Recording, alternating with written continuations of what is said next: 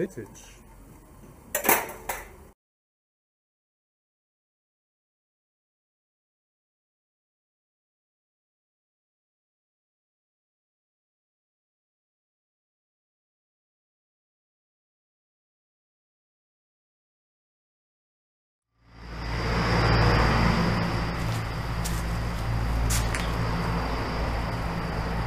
Hi, Achim from American Runabouts. So, day 2 of the restoration of the HELLWIG Puk.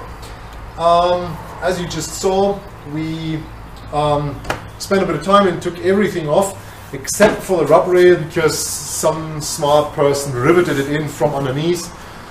So once we turned the boat around, we actually drilled this out way more nicer than doing this like this.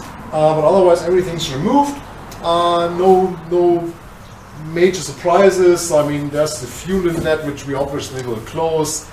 The nasty hole here. So basically what we do in the next step is we turn around, take the rub rail off, and then start sanding her from the bottom and start fixing all the fiberglass cracks, which is good when she's turned around, because actually when you patch this up from the backside, I mean, you don't want a fiberglass overhead. So if she's flipped around, we can fix everything on the top from inside and then build up fiberglass from the top side, putty it, sand it, and then repaint it. So also inside, no dramas so far. We get everything off. We just put the engine on just to get a feel for the look. That's pretty nice.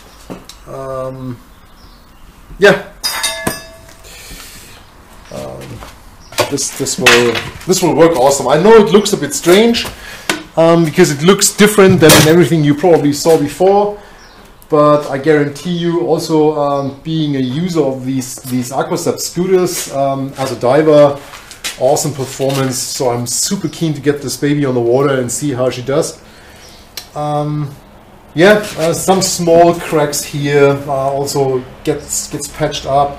The inlets here for the steering cable were actually super nice, so we will reuse these. I think the biggest damage is this here, but again, if she's flipped around, we can patch it up from the back side and then work on it from the top side, cover up all these small holes, because she will get a little bit of a redesign regarding cleats and lights and everything as well. And then, yeah, you will see update number 3 on Monday. I wish you a nice weekend. Thanks for watching. If you like what you see and if you want to follow this restoration, consider subscribing. Check us out on Facebook and stay safe.